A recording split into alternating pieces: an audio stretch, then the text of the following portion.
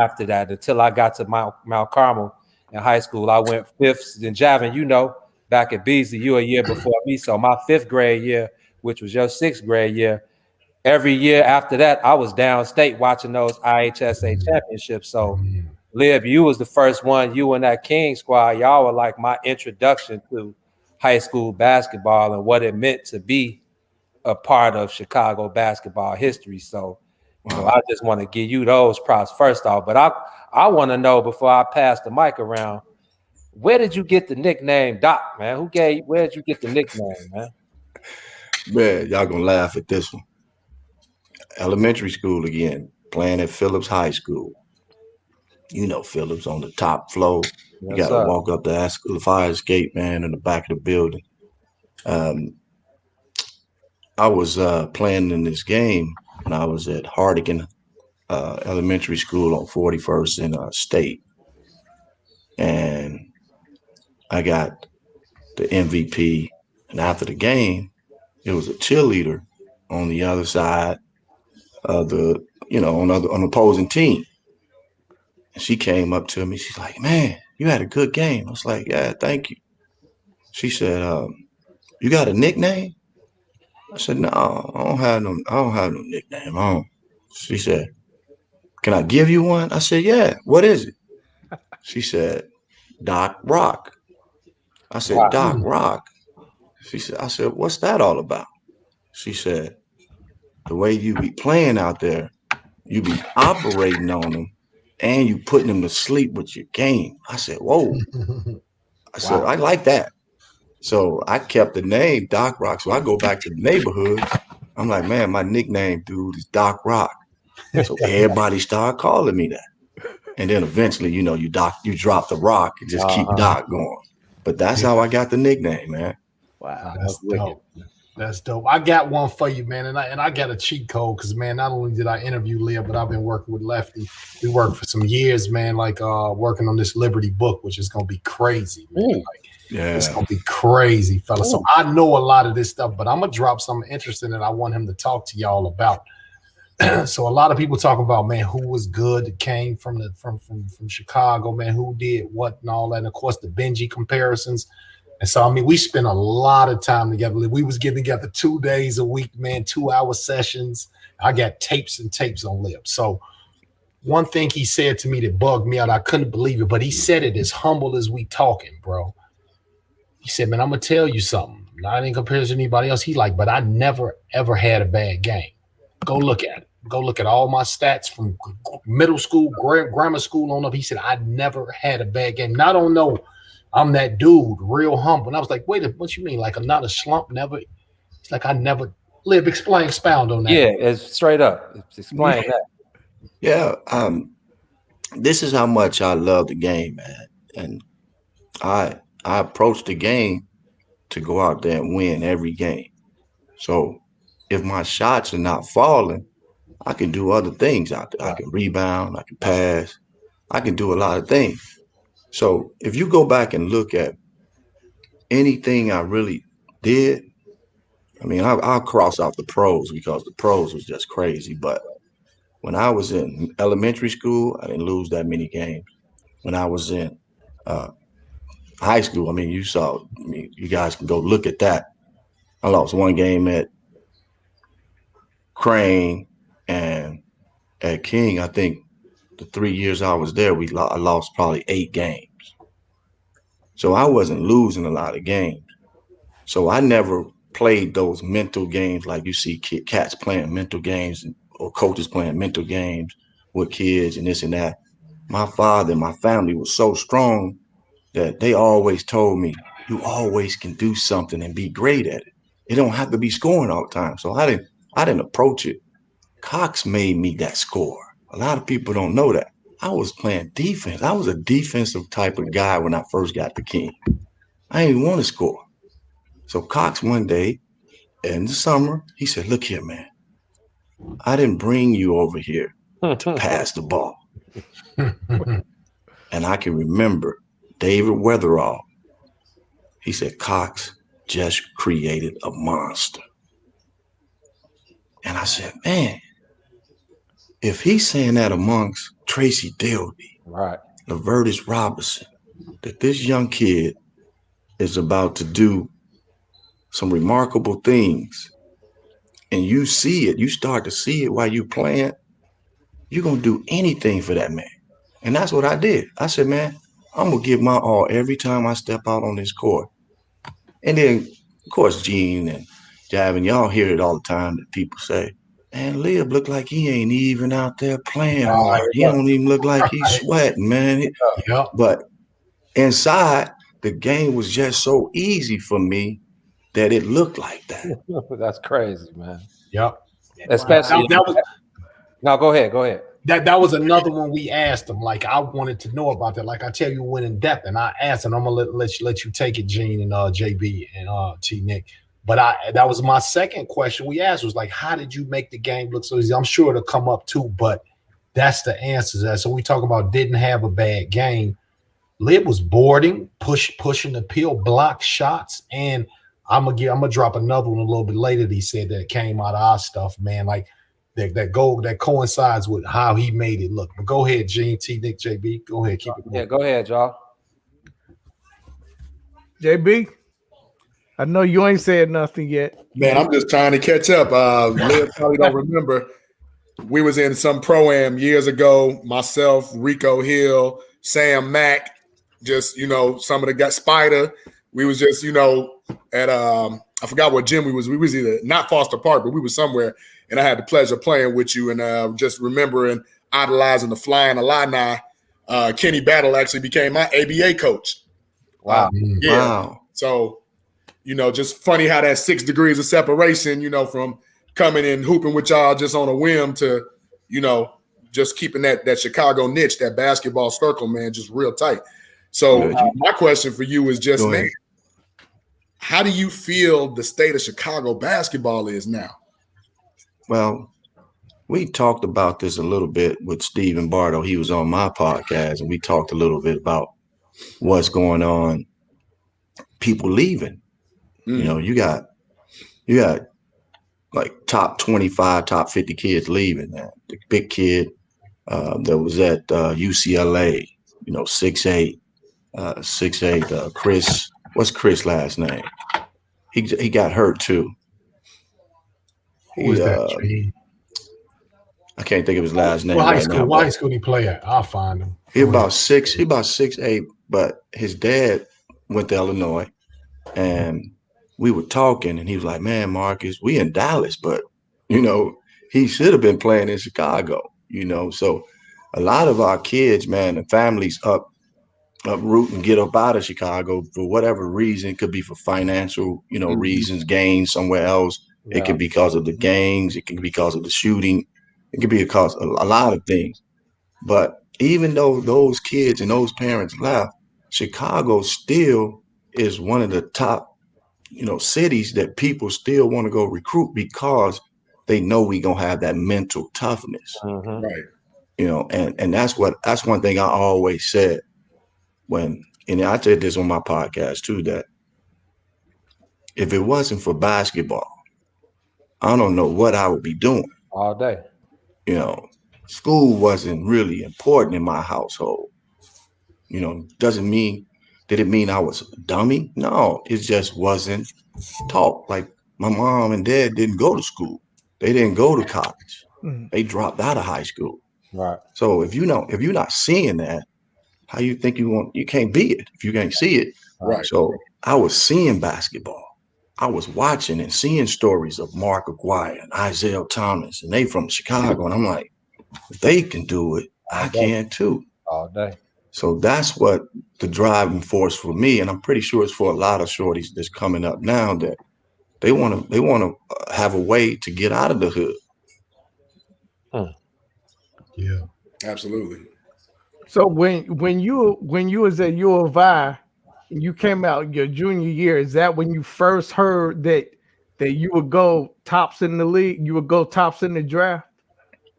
Was that the first you heard of that? That situation was like funny, man. Like really, because I didn't want to leave. Family had some situations financially.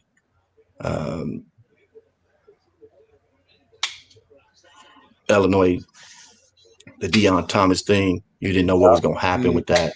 You Yeah. started getting investigations, and I'm like, man, I want to be able to play my senior year, but I'm hearing through the grapevines that they're going to penalize us, and we're not even going to probably be on television. So you got all this going through your head. You want to take care of your family. You know, you got the investigation. You know, you don't know what's going to happen if you're going to get penalized or not. So I was like, I got to make a decision. So I thought about it a little bit. I called my mom. I said, I'm going to put my name in the draft. She was like, that's what you want to do. You know, I'll support you, you know. So I put my name in the draft. And of course, everybody had their input on what it looks like. Man, you should go back to school, man. You should have never came out. And I knew if I make that decision, that's my decision. And if it doesn't work out, it's on me. Right. I didn't look at it as I'm gonna point the finger at somebody else. If I fail at it, then I fail at it. But I'm damn sure gonna give it my all. Right. So Milwaukee Bucks called my mom at our house and says, Marcus, make sure you keep your phone lines open because we're gonna draft you with the 16 pick in the first round. So I'm like, cool, I got you. First round comes, 16 pick come. The Milwaukee Bucks select Terry Mills out of Michigan. Wow. Yeah. So it sucked everything out of me. So I'm like, damn, I'm not probably gonna get drafted. So we got through with the first round. I fell asleep. My mom calls me when 42nd pick comes up. Boom, boom, boom. The Denver Nuggets select Marcus Liberty. My mom's like, yeah, you got drafted. And I'm like, man, I ain't even work out for them. That's how I was looking. Like, I ain't even work out for them. They just picked me up because they probably they saw me still on the board. They just wanted to pick me up. But right after that, I got a call from one of the minority owners of the Nuggets, who was from Chicago, Peter Bino. I don't know if you guys know who Peter Bino is. Yeah, I'm familiar. He called me. He said, man, Marcus, I know you're not happy, but we happy you slipped. And I'm like, what? He said, yeah, you're going to be on the plane tomorrow. You and Chris Jackson going to come down for your press conference, blah, blah, blah. And I was like, cool. So I get down to Denver, man, and Doug Moe was the head coach. Doug Moe loved me. So he was like, man, I'm the one really drafted you. So he was liking my game. But back then they wasn't really giving contracts to second rounders. Nope. You gotta go ball. So it was the San Antonio Rocky, I think they call it the Rocky Review or something. So I get down there and I'm straight balling. Before the game was even over with in halftime, I'm in the locker room. Doug Moore pulls me out and says, is your agent on the phone? I'm like, what my agent want? So I get on the phone with him. He says, man, what you doing down there? I said, I'm just hooping. He said, man, you doing something right because they just offered you a 3-year deal. I'm like, what? So he said, you don't even have to play no more. Doug Moore already said he saw enough. You ain't got to play no more. So I was like, cool. So I went back and signed the contract. And then next thing you know, I'm flying back out to Denver. I went back home to Chicago with my family, celebrated a little bit. Then I flew back out to Denver, man. And I was there in Denver for 3 more years. But I had 3 different coaches. So before the season even started, Doug Moe gets fired. Wow. So I'm looking forward to playing for him because I see his philosophy. I see what he wants because I'm playing for him in the summer. Mm-hmm. And they bring in Paul Westhead. Paul Westhead, we know what he was doing over at Loyola Marymount. He was running up and down. Mm-hmm. Yeah. So I'm like, this gonna be even better probably. No, it didn't happen that way because they kind of had him. Politics, of course, kicked in. You had Walter Davis, Orlando Wards, T.R. Dunn, the old vets. Mm-hmm. Man, they ain't trying to show you the ropes. Paul Westhead don't want to step on no toes. So he was playing those guys. And I'm like, but your style is up and down, and these guys are old, man. They can't do it no more like that. Right. So me and Chris Jackson, man, we didn't even start. Especially Chris Jackson. Chris Jackson was the number 3 player taken that year, A dog. and they didn't even start him. Crazy. So it was crazy, man. But all in all, man, like I tell people all the time, I think I had a great basketball career.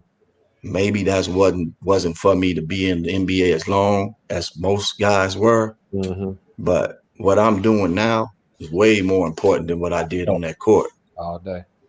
Mm-hmm. Man, I wanna scale it back, man, to King, bro, because man, y'all made it. Y'all made it cool, man. It was like when you saw them black and gold jackets, and when you saw y'all coming up in the Nike warm-ups and the full. Man, Joe, I'm talking about y'all made Chicago basketball for us.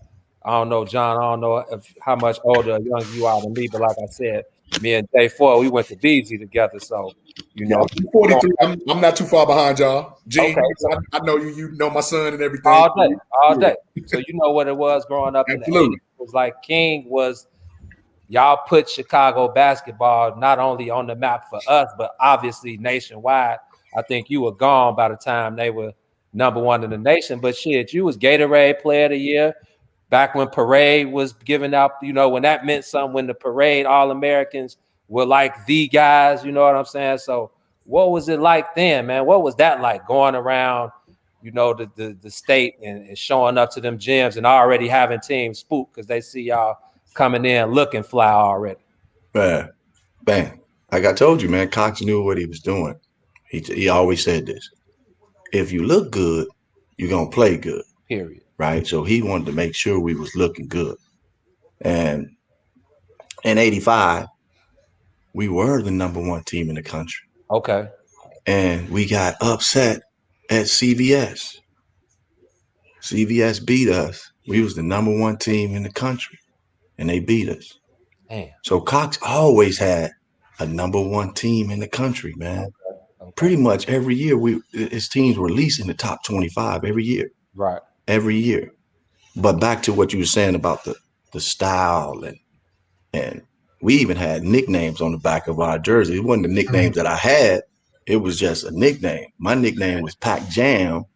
And then somebody else had Dr. Dunkenstein. And it was crazy, man, how Cox just knew how to put the fear in the opponents just about the way you was dressed. He had the starting 5 with the white warm-ups. The next group had the gold ones on. And the last group had the black ones on. And we running around the gym and everybody stopping and looking at us like, man, we about to get our ass kicked. Because these boys are big. And then we get in that layup line. You know how we doing that. The referee's not in there. We dunking. Referees come, we just drop that thing in there like that and let the net pop. And so when Cox started doing that stuff, I said, man, Cox, I asked him this one time. I said, man, why you be dressing all cool? Why you don't just put on some sweats? He said, no, man, I ain't gonna. I only saw Cox in sweats, man, a couple times in practice. He was even suited and booted in practice, man. Wow. That's how he was, man. He just said that, and I remember this to this day. Man, if we look good, we play good. Mm-hmm. So if we gonna wear Nikes, everybody's wearing Nikes. If we gonna wear spot builts, which Javin and them know, and Lefty and them all know, we was rocking them, man. Even before I got there, they were rocking Playboys. I don't know if y'all remember Playboy. Playboy had some shoes back in the day. Yeah. Cox always had the in before it even really got out, man. So, and he knew how to manipulate the system, meaning the Nikes. Look here, I got Marcus Liberty and Jamie Brandon and Lavertus Robinson, all of them ranked in the nation. You better come on with that. Mm-hmm. So he knew how to manipulate the system, man, and he was good at it. Yeah. So Liv, set the tone, man, because if we got any younger guys, man, they may not know how big you really were, man, at the time, bro. If we know those that know, it was Lib. Then Mike came on the scene. Tell us what that time was like in Chicago, and how it was Lib and Mike for real, and what that felt like and looked like in the city. Man, it's crazy, man. I remember playing in the pro-am with Mike, and I'm on the same team with Mike. At Chicago State? No, this was when it was at IIT. Oh, damn. Okay. Right. Okay. So I'm hooping with him. I'm in high school. Of course, yeah, I'm in awe with him, but at the same time, I'm like, shit, we did our thing at King too, dude. So after the game, we go into the locker room. Mike had his own little room and everybody else changing and, getting dressed right here. So he calls one of his security people, man, tell Liberty to come back here. So I go back there. You ain't have only a select few had a cell phone with the backpack, that I didn't have one like that. So he took out a piece of paper and he wrote his number down. He said, man, if you need anything, call me. And I take the number. I said, all right, I got you. Never called. Of course you did. Because, you looking as a little kid. Yeah. What I'm going to do with this? Because I don't even know what I'm going to ask him. For one, I don't know what I'm going to say to the greatest basketball player. But now I do. As I got an adult, I would have said, man, show me all your moves like Kobe. Kobe Bryant did with him. But I didn't do that. I was like, I don't know what to do with them, man. We winning more games than he is. That's what I was looking at it like that. But all in all, we know he's the greatest of all time. And I dropped the ball on that one, man. I really did. I dropped the ball on that one. But I wish, I would have I said, man, Mike, let me come over to the crib, man, and show me those moves, man. Because if you show me those moves, I'm probably going to be in the league for a very long time if I get that opportunity. That's crazy. But I dropped the ball, Gene, on that one. That's crazy. Yeah. So, Liv, let me ask you this real quick. I love college ball, like just watching y'all. Like I said, I was a little bit shorty, watching George Michael Sports Machine, catching the tape delay, Bob Sakamoto, trying to catch the hype. Like that flying Illini team, man, like that, to me, that made everybody in my neighborhood want to go to college. Because we were like, man, we just seen Lib and them at Foster Park. Now they on TV. Right. Like that team, I don't know if y'all like felt the way I did, because y'all, obviously everybody was in the mix here. But that inspiration was like, man, I'm going to play some ball. You know what I'm saying? So you like just inspired so many kids. In Illinois, we like, man, we used to take field trips in school to rub Lincoln's nose. That ain't nowhere down there to go to Champaign. You know what I'm saying? That's right around the corner. So it was love, man, just always going up there. But I wanted to ask you this. They don't put teams like that together no more. No. No more Fab Fives. No more, running Rebs. Like we don't see that. Like, what's going on with college basketball too now? I mean, we know how one and dones are. That's everybody's cash cow right now. AAU, all that. But like, it was something said to be a part of that college experience and be a part of them, just a team full of dogs that just wanted to go out with one mentality, one mind. Let's destroy, let's win. Like, what happened to that? I mean, I know you still got your hand on the pulse of it. Like, where did that go? Man, it's all about the relationships, I think. When we all went to Illinois, and you guys probably read the stories about Coach Collins. Jimmy Collins was our assistant coach. Mm-hmm. He recruited Chicago public school kids hard. He was a father figure to a lot of us, so we trusted and believed in him. So that's one reason why you will want to stay and finish or do your thing in college. And playing amongst your friends, with your friends, Nick Anderson, Kendall Gill, we played both of them when I was at King, many times throughout the summer leagues, and then getting the opportunity to play against them in the city championships and downstate. So what those guys are all about. And then I met Steve Bardo, at the Illinois camps. So Larry Smith. So Irvin. I mean, we all kind of knew each other from playing basketball in the city. So when Coach Collins started recruiting all of us, that was just an easy sell for all of us to try to go down there and make something happen. I don't think we came down there saying we're gonna win a national championship right off the top, because we all had to find our niche, because all of us were scorers. We knew we couldn't all score the basketball once we got there. So we had to, some of us had to take a back seat. Some of us got brought along slowly, and things just all fell into place in 1989 when we made that run to the Final Four. But back to your question, I think a lot of times kids are being misled that they can go pro, one and done. So when you start believing the hype and you ain't putting the work in, and you haven't been putting the work in, but you still go ahead and do it anyway. And I think it hurts the college game. And when it hurts the college game, now they got to depend on that 1, 2, 3, that fourth year player to stick around to make it, at least competitive. Because you do need some of those 5-star players to stick around to get developed a little bit more, but they see the dollar signs, and I ain't fighting that. I ain't knocking that.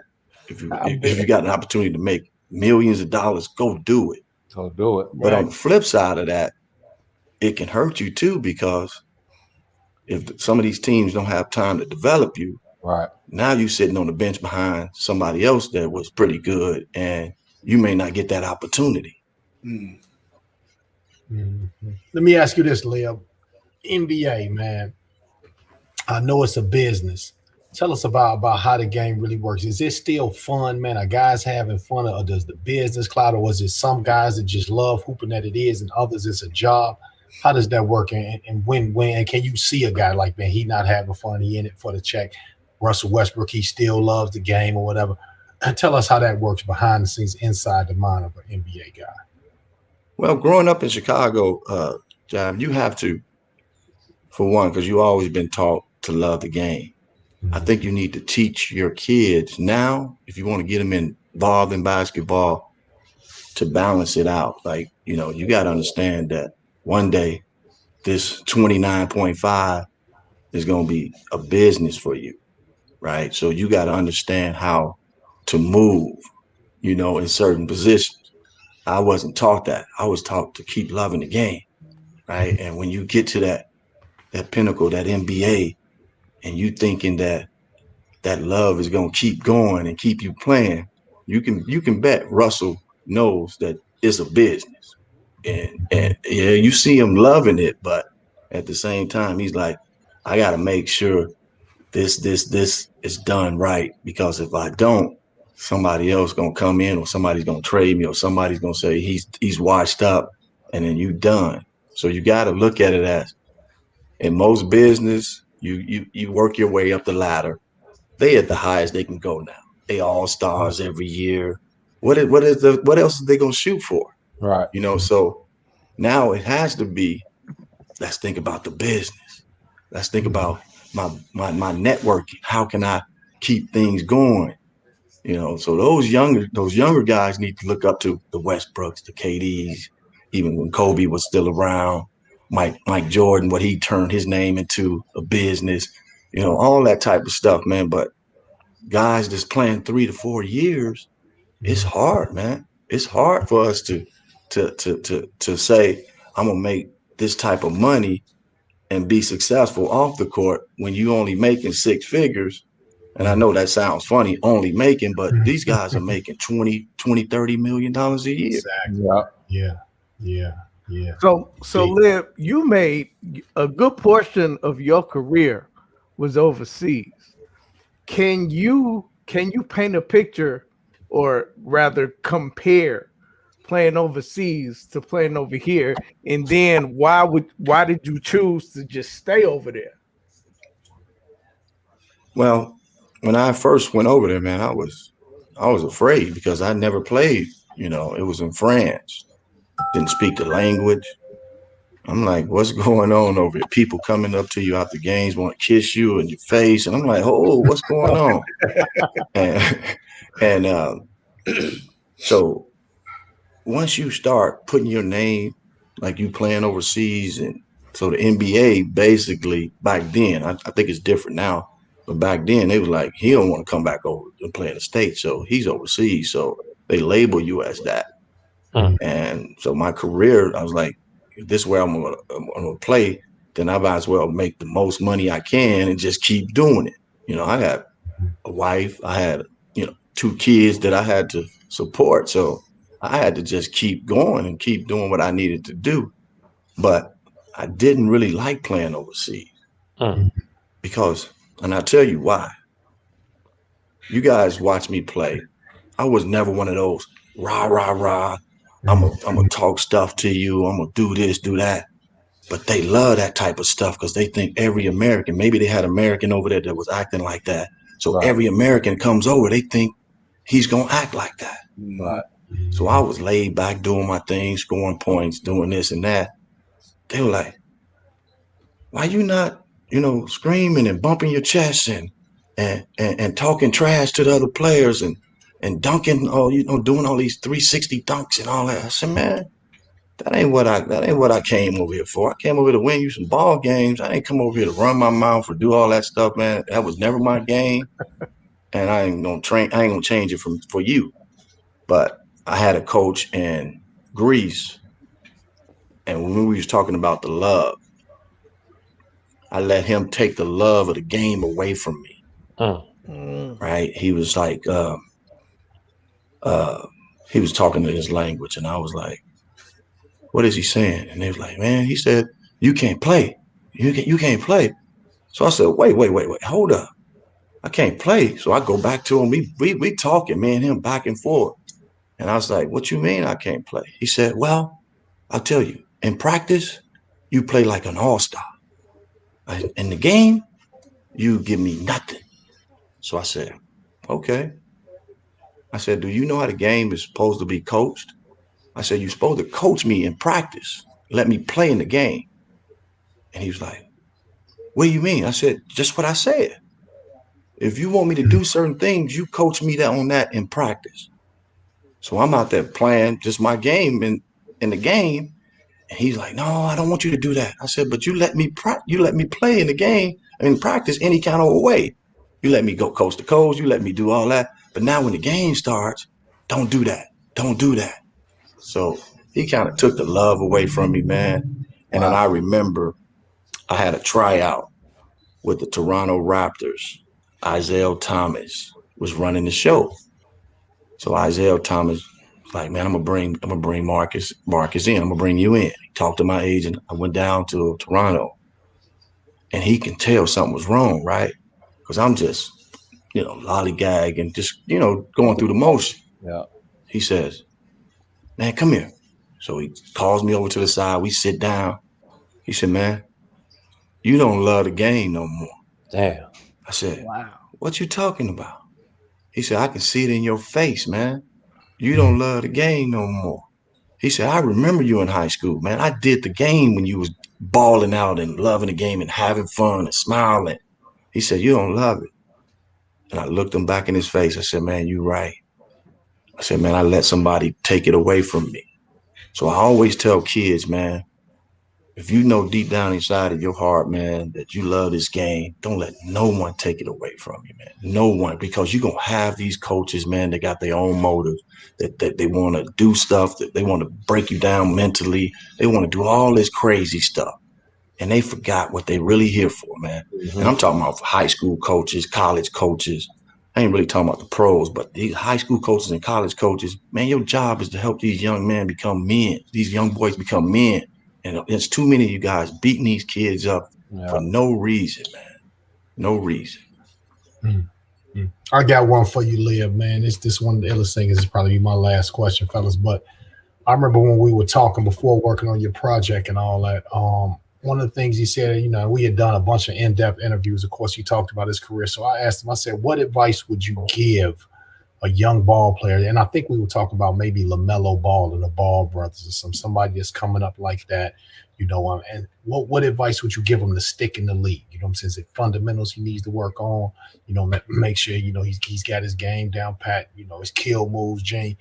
And Leah said, no, man, what my advice would be to market himself.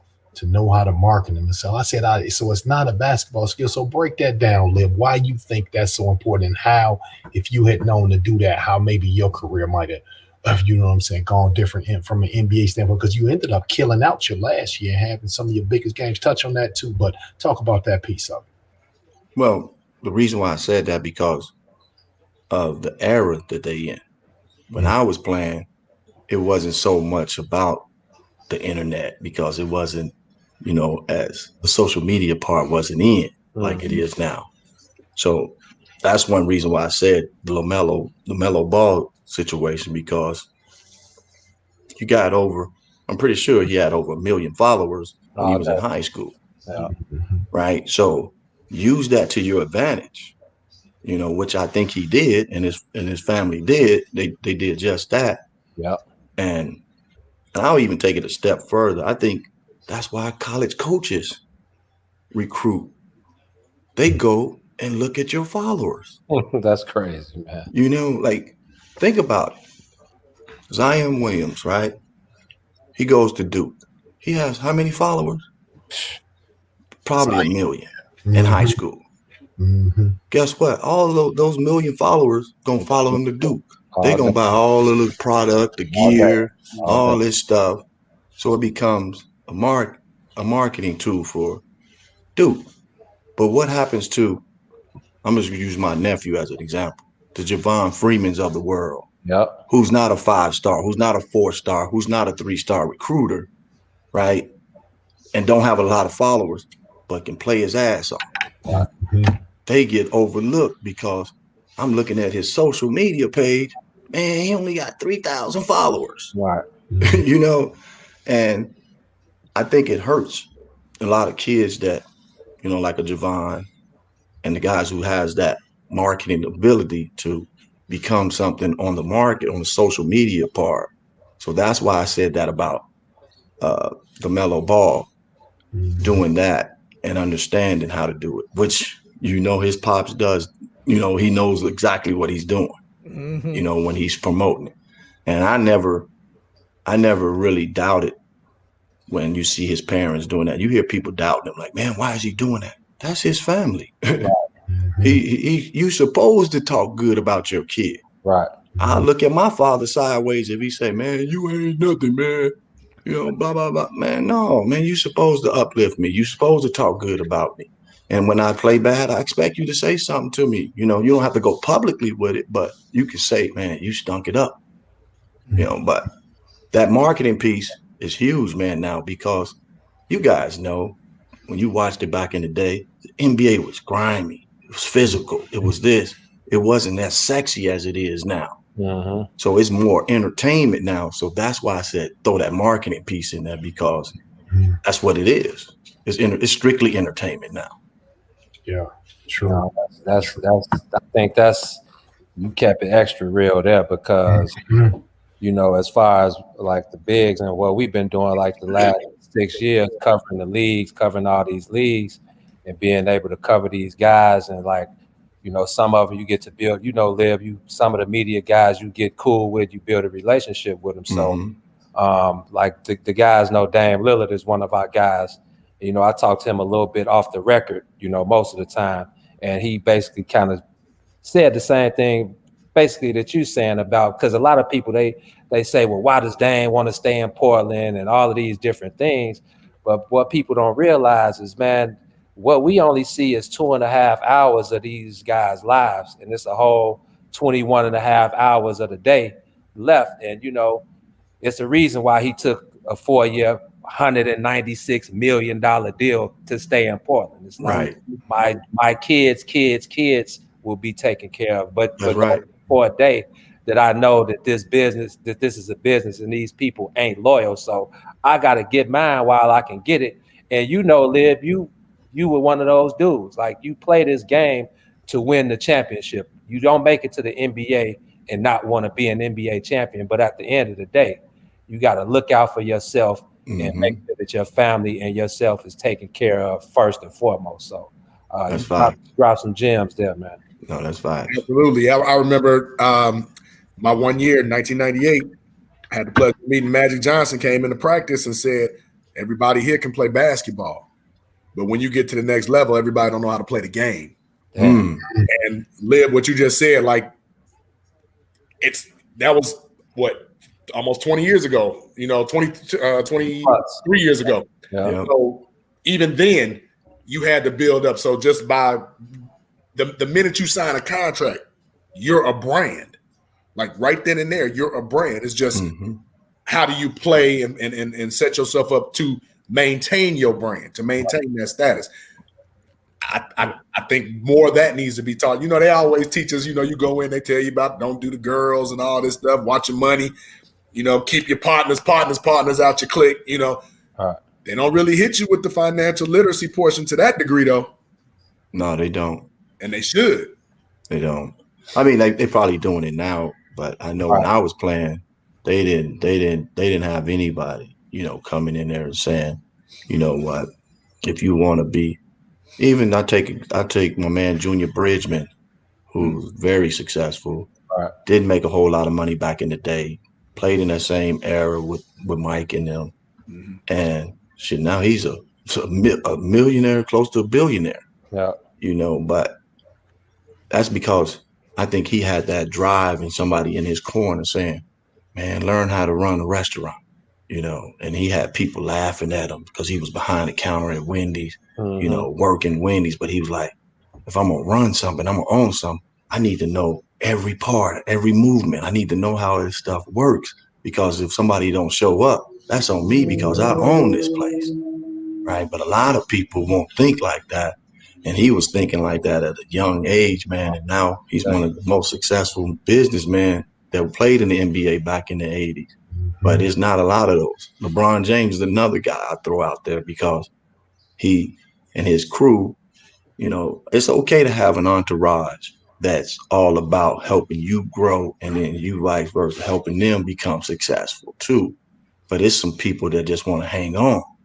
You ain't trying to uplift me. You ain't trying to bring something to the table. You want to eat off me. You want to, and you got to be smart enough to see that. If you can't see that early, you'll be broke, man. You'll be broke. Hey, I know best, man. I graduated Mount Carmel with Antoine Walker. We know the Twan story. Man, legendary stories with that one. Man. Yeah. So I know you said that you got to go. So I'm good, man. I'm good. Well, I'm good. in respect for the time, right? I'm just gonna ask you this one last question. So I'm going back to something that you said just a few minutes ago, that back then the league was real grimy. It was defensive. It was physical. This ain't that anymore. It's not like that. They shoot threes all the time, or they go in the lane uncontested. So if you were playing in today's league, what would that look like? Well, $200 million contract, 4-5 years. This is really like up my alley the way they play. Right. 6'8" guys handling the rock, shooting, passing, doing their thing out there. So this would have been perfect for me, because I can do a lot of things out there on the court. But yeah, back in the day, it was grimy, man. You had to wait your turn. These cats don't have to wait their turn. Right. They get thrown in the fire right off the top. And I ain't knocking it. I think this is their era. This is their generation of hooping, So we can't go back and look at what we did back in the days, because it's totally different. Right. This they generation. I mean, we didn't have social media. We didn't have all this stuff that they have at their hand. But guess who invented it? People in our era, in our generation. They invented this type of stuff for these kids. So now these kids are taking advantage. So why should we get mad at that? So it's a two sides to every coin, man. So I always say, when I go out and talk, I try not to put this generation of hoopers down, because I'm still part of that fraternity. Right. So is it entertainment? Yes, it is. Are they making a whole lot of money to take care of their family? Damn right they are. So big ups to the guys that became before them. Your Spencer Haywoods, you know, your Iceman Gervins, you know, your Mikes, your Magic Johnsons. They paved the way for these shorties to make that type of money, man. Hey, but before we let them go, I want to drop one jewel that's gonna be in the book, but I also want you to talk about your podcast before you dip, Lib. But I'm gonna allow you brothers to dream for a second, Lib. Tell them if you didn't go to U of I, where you were supposed to go. The plan was laid the whole night. Tell them how that phone call came in. You know about this, Gino? I already know. Go ahead, yeah. Go ahead, Lib. So, man, being recruited in high school, I had, of course, you had a bunch of college coaches coming in and out seeing you, but I used to always see these two head coach, assistant coaches always at every game, especially in the summer at Avalon Park.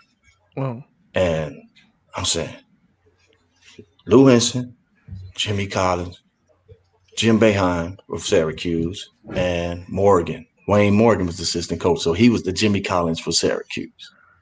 And Syracuse, that was it. So I'm seeing them two at all the games, and sometimes they would even park, you know, on the low end just to not even say hi to me, just to see me, you know, like. And I'm like, something ain't feeling right. I know somebody watching me or something. And I'll look and turn around, and they'll jet out, you know, and they ride. And I'm like, oh, okay, that was Syracuse, okay. And so when it was time for me to take my visit, I went to Syracuse, and I'm into the hip hop, so you know, coming from Chicago, house music was our thing, but that hip hop was starting to come, and I'm starting to love it, you know. So I'm in New York, upstate New York, Syracuse. They ain't playing nothing but hip hop, and then I go to the nightclub. DC, Derek Coleman was my host, and we go to the nightclub, and we jamming, and the guy gets on the mic, the DJ. He said, "Man, Derek Coleman's in the house." Whoop whoop, everybody clapping, da da da. He said, he named a number. I think he said Earl Duncan. I think Earl Duncan was in the house. He was back then one of the top point guards. And then they said, Marcus Liberty in the house, boom, boom. And Stevie Thompson was there with us. But the guy didn't say Stevie Thompson's name. And Stevie Thompson tells me the story, you know, now that, you know, we older. He said, man, I was pissed at you, man. I said, why you was pissed at me? He said, man, because they dropped your name and you weren't even here. And here it is, I'm playing already and they didn't even say my name. So I'm like, man, that ain't my fault, dude. You know, that's the DJ fault. So I go sit after the game, after one of the practice, because I came to two practices. I saw both practice. Jim Boeheim's like, I want you to come up to my office. So I go up to his office and he says, you go to Illinois. He said, I'm gonna be honest with you. You go to Illinois, mark my words, they're gonna put you in the post. He said, you come here, I'm gonna let you play any position you want. And the reason why I knew he was telling the truth, I was hooping with them, man. Usually you couldn't hoop with them on visits. Right. And I could say it now, but I was hooping with them boots, man, throwing lobs to Derek Coleman, going coast to coast. I'm like, man, I love it. So he was like, you know, he was talking to me and he said, you come here, you're going to be able to play your natural position. Before I get up out of the chair, I gave him a verbal commit right there on the spot. I said, I'm coming. And Wayne Morgan, assistant coach, said, I knew it. He said, your high school coach Cox said we couldn't get you. I got you. So we shaking hands, you know, doing all this. And then he says, I got to call him. And I know Cox. I said, man, don't call him. Don't call him. He called Cox, man. Tried to rub it in his face. Cox said, man, don't sign nothing. Get your butt on the plane. And we going to visit Illinois. That was going to be my next visit anyway. But he was making sure that they know he ain't coming there right now. He's going to go to Illinois and take that visit. Check it out, yeah. And Illinois, man, just laid it out for me, man. Like, man, you come here, man. This is this. You got this, and you got Nick Anderson over here. You got, this girl over here. Whatever you want, you got right here. And you got not a far distance to go back and forth to home, man. You're gonna have to get on an airplane to come back. I'm like, yeah, you're right. So I got kind of confused, man. Then I'm like, I don't know what I want to do. But I sat down and talked to my mom, and she said, it's basically gonna be your decision what you want to do.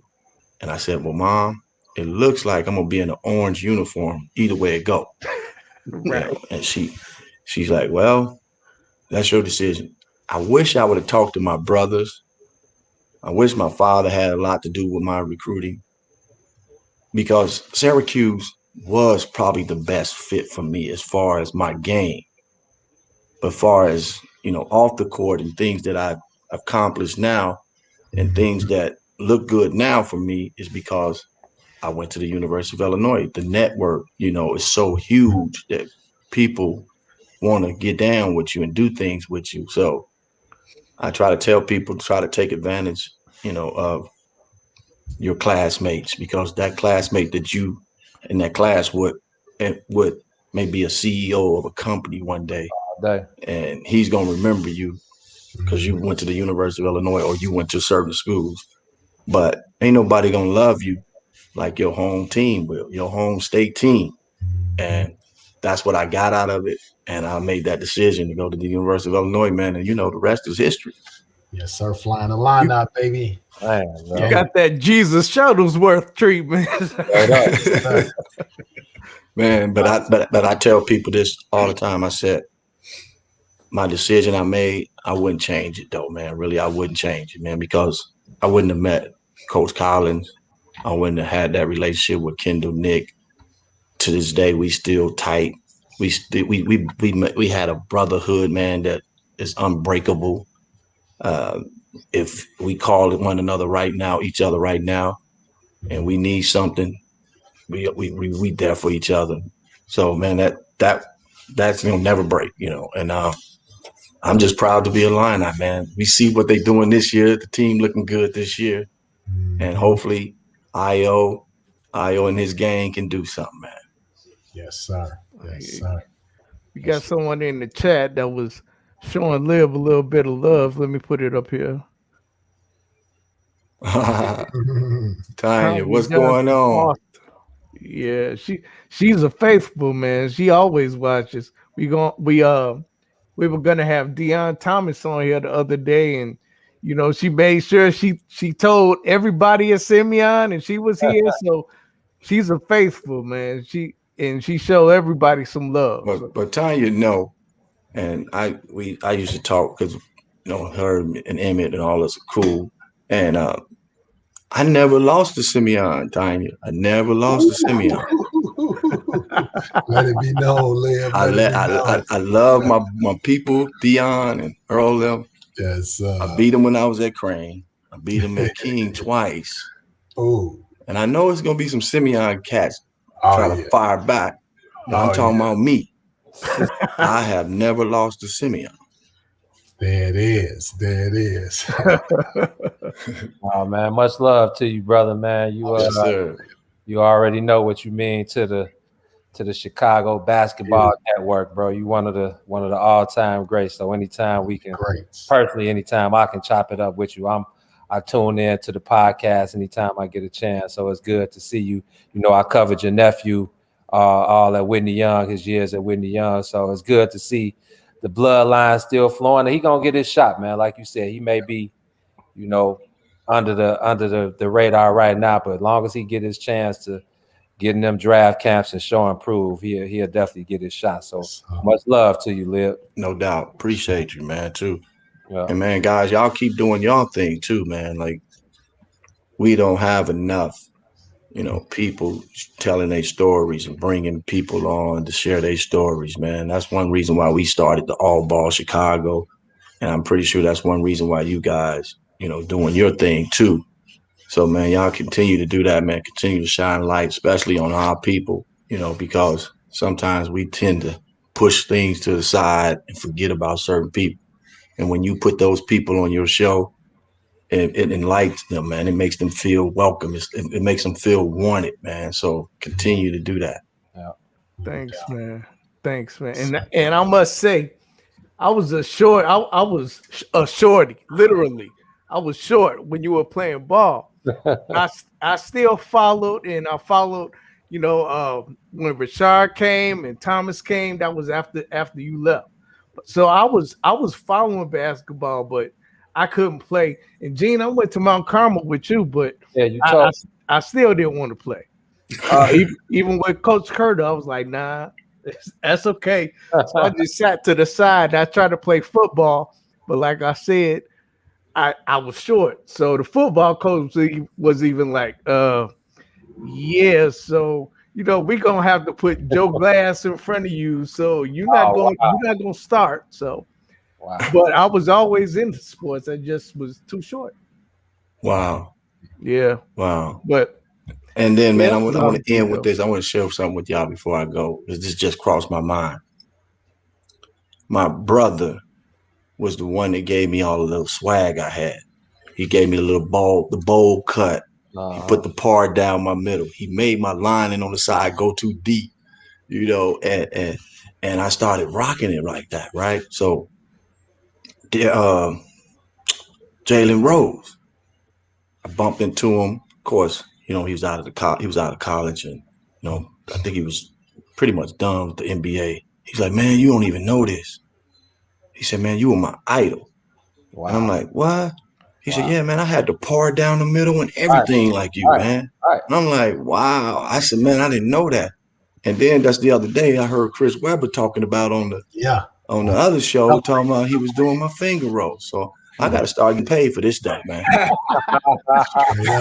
Straight up cut the check. But I appreciate you guys, man. All right, brother. We appreciate you, Big Lip. Good seeing you. All right, y'all be safe, man. All right, man. Love. Take care. Yep. All right, go. Yeah, man, that was great, man. That was awesome, man. I wish there you go, Gene. I thought you jumped off. No, okay. But yeah, that was a great interview. I appreciate you, Gene, for jumping on with us. You're a celebrity now and everything, man. So your presence is definitely appreciated. No, whatever I can do for you, brother. However we can help each other out. I'm a email, text, direct message away, man. Don't even trip. Appreciate it. I wish your lighting was a little better though, so we could see your good looking face. Hey man, next time I make sure I'm in full effect for you. I was running behind doing a bunch of shit, so I just wanted to make sure that I got on. I usually be downstairs in my little office area, but I just wanted to make sure I hopped on and appreciate it. I appreciate you reaching out though, bro, on the real. Everybody watching, make sure you watch the bigs on the I'll let you go ahead and say it, Gene. No, on the soil, man, with the bigs every Monday, Wednesday, and Friday, 1 to 3 p.m. on What's in It for the Black People Media Network. We on Facebook, Twitter, Periscope, Twitch, Autumn, whatever your social media advice is, we there, man. So or just Google the bigs media. We on Twitter. Like I said, we cover all the teams, high school, Bulls, Bears. I'm a baseball writer, so I'm on the beat for the Cubs. So just trying to get at that voice that's underserved, man. We can't nobody tell our stories better than us. So man, I'm glad to see what you're doing. Right. Good to see John. Good to see Jay Ford, man. We need to continue to link up and help each other out, man. We all we got, bro. Yeah, we definitely gonna continue this, man. Definitely. Yeah, just hit me up. It's all love. All right, for sure. Thanks, Gene. Much love, bro. All right, John. Good to see you again, boy. Good seeing you. Yeah. All right. JB. T, another great show, man. Awesome show, man. Yes. Awesome show. Awesome guests. Awesome stories. Man, so we're going to continue this, though.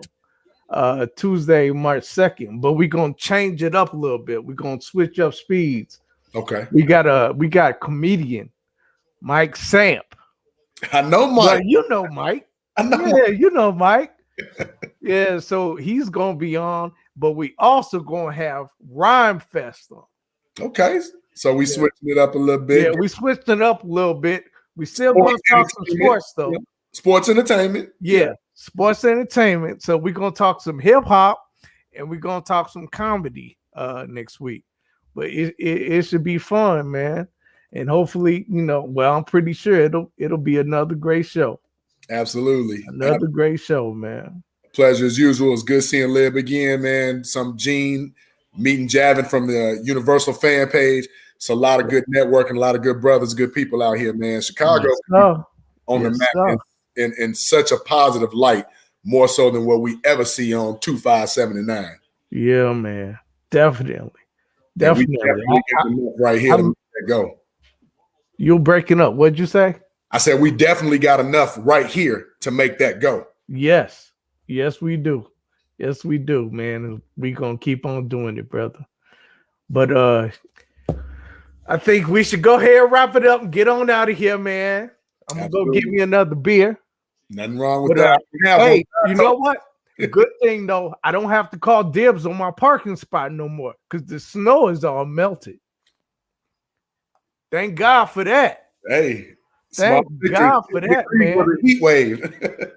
I was getting tired of putting that stool in the spot anyway, and then when you pull up, you got to get out, move. I was getting tired of that shit anyway.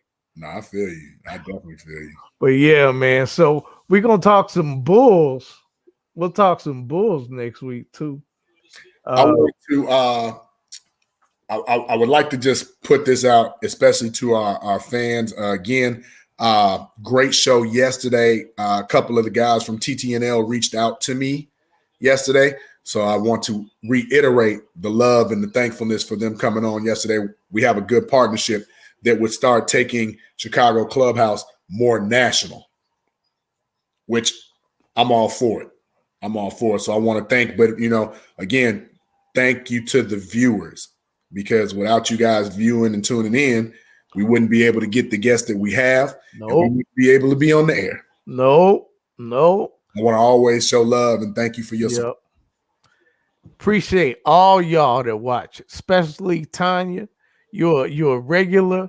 We appreciate you. Miss Tanya. No, I'm not coming to shovel your snow though. I'm done with the shovel of snow. I'm done with that. My back hurt. But yeah, we appreciate you, Tanya. We appreciate all of y'all up in there. So definitely show up next week on Tuesday. Absolutely. And we'll wrap later in the week like we normally do. Put some things in motion, brother. Yes, sir. Yes, sir. So until then, it's a podcast. We think we know what we're talking about, but we don't know shit. We don't know shit. But those dudes we had on earlier, they know shit. They know a lot of shit. JB actually knows shit, though. I don't know shit. JB actually knows some shit. I know a couple of things. But yeah, we out. Deuces.